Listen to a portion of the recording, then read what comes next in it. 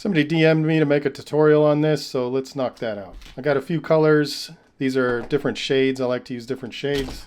You can sketch this with a pencil, but I usually just keep it really kind of loose, and I'll just sketch with the lightest fill color. So I'm basically just going to draw what my cube looks like. So a cube in perspective, the bottom's going to be cut off, and then you'll draw these sort of guidelines for where your letters would be. So you're going to want to use perspective to kind of imagine what angle these lines would be.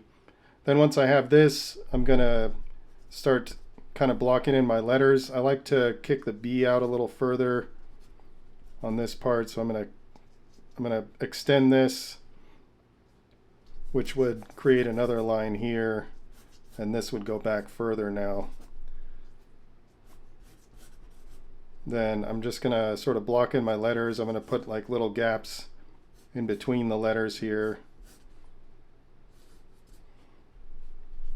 So this is the basic of my B.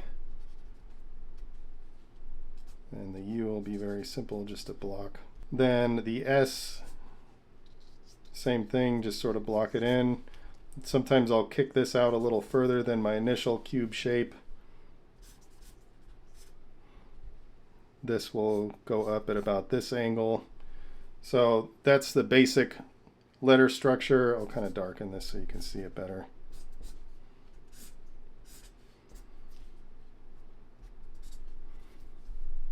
Something like that. So then with alcohol markers, these are pretty fancy, but you can use the cheap ones. I made a video on the cheap ones a little while ago.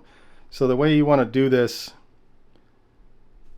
kind of at an angle trying to avoid the camera, but you just go like in slow, deliberate lines. Might thicken up against the edges here. So the key is like these sort of slow, deliberate lines while the ink is still drying. Then you get less streaks. If you want streaks, that's cool, but if you don't, this is how you would do it.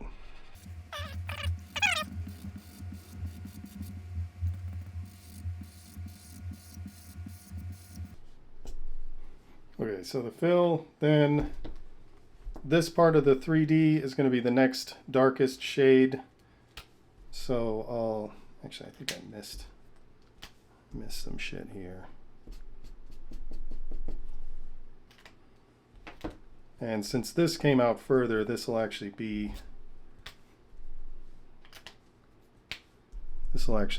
a little taller now. So I'm thinking like something like that. So then the next shade darker will go here. I'm just gonna kind of rough the outline so that I won't go over the edge. So slow, probably should be going slower, but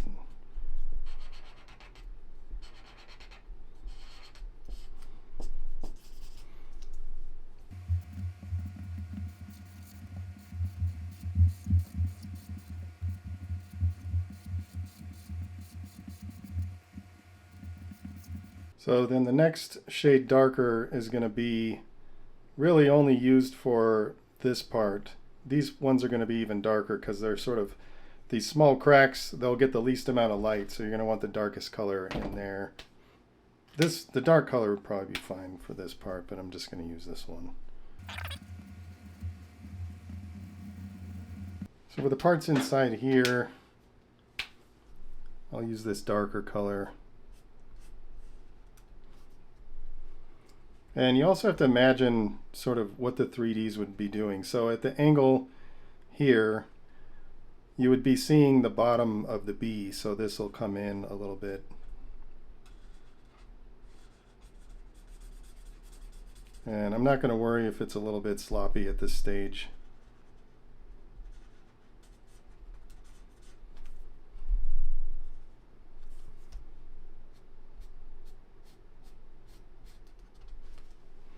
And for this one,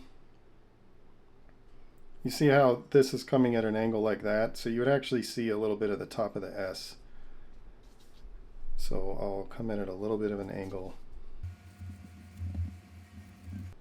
Okay, so that's the basic of that. I'm going to use this black initially to just draw the basic outline, but I'm actually going to finish it with a different pen.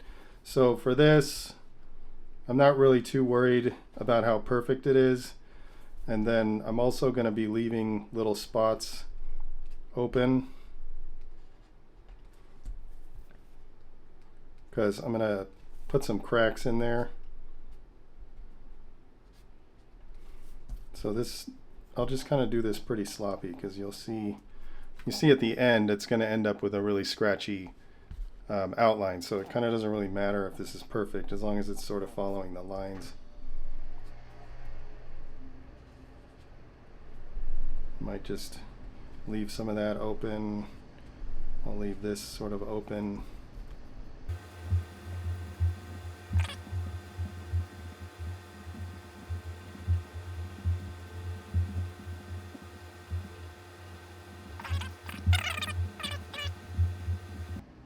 Then I like this Pilot Precise. This is the V7. I'm going to do the rest of the outline with that. So this, I am just like really not even going to give a shit like how clean it is, because it's just going to be layers of other kind of scratchy stuff. So some parts I might be deliberate to get like a sharp point like right there.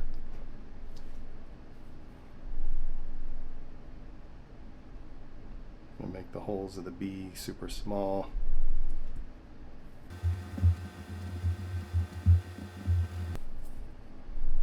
Put like a big crack here. I also I don't really care if like fingerprints happen. I think it adds a little bit to the texture. You can see on here there's like a bunch of little grimy stuff. It's all fine, but if you don't want that, obviously you would just be a little more careful than I'm being right now. Then I'll start adding some cross hatching. This is some really loose, probably not even very good cross hatching, but I'll have thicker lines towards the edge, or lines closer together towards the edges, and then they'll sort of spread out. And then I try to make these horizontal lines follow the flow of the letters. So I'll put some going this way, and then I'll put a few of these here. And then for these ones, I like to have lines that go in the direction of this surface here. So you can imagine that more shadows will show up in these areas where the letter kind of goes behind another piece. So from there you can put a few horizontal lines.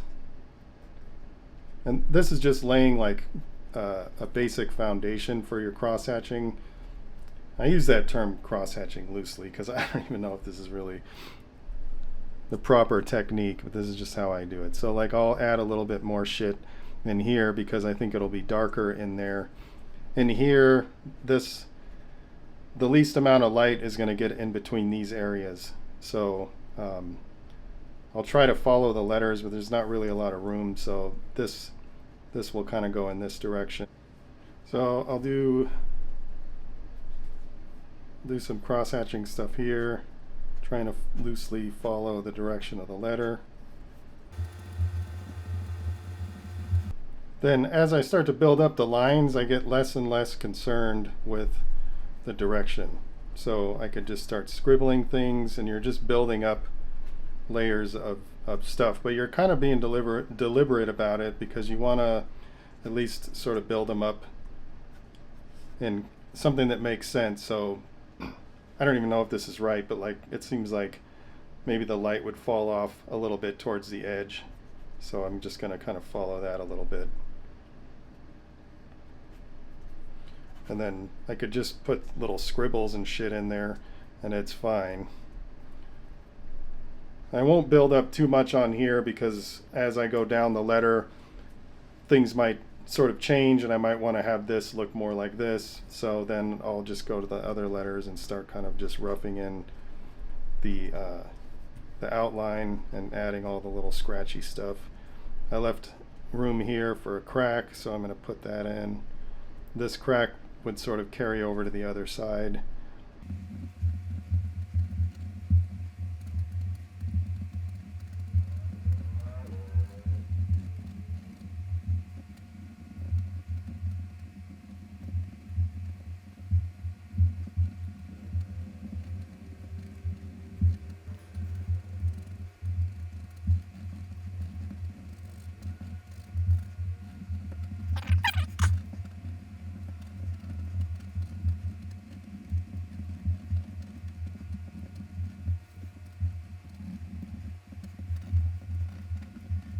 Then sometimes I'll put just like little small bits of cross hatching on the surface of the letters because it just sort of adds a little bit of detail, looks a little bit more grimy.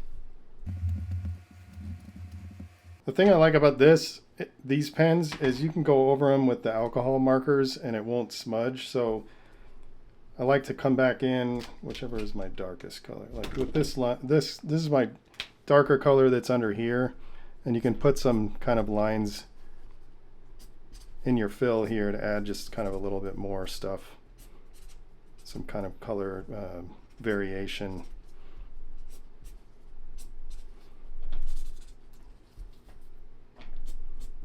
Having this in here just kind of makes sense. It seems like if the letters were all kind of weathered, it would probably have some different color variations in there. Then for this part, I might even go with like a darker red or something. Let's see.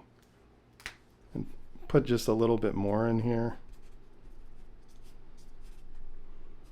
Because there's really not going to be very much light that gets in here. So if you kind of darken towards the kind of the back of where it goes in, it'll look like sort of like a little shadows going on. So like you would see more shadow right here, and in here you might see more shadow here, so you can kind of add that with some color so that I find it just kind of gives it a little more depth.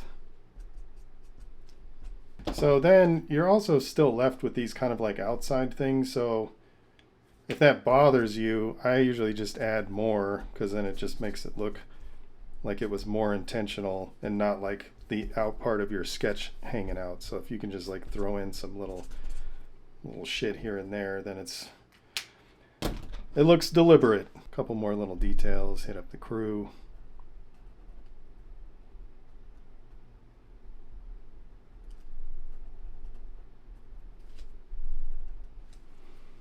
Cool, that's it. So this one was done with cheap markers. I think these markers were like 20 cents a piece. You can see the quality is really nice. And these are a few dollars a piece. I don't know. I would imagine that these markers you'll get more drawings out of. But if you're on a budget, these are the Woohoo 48 colors.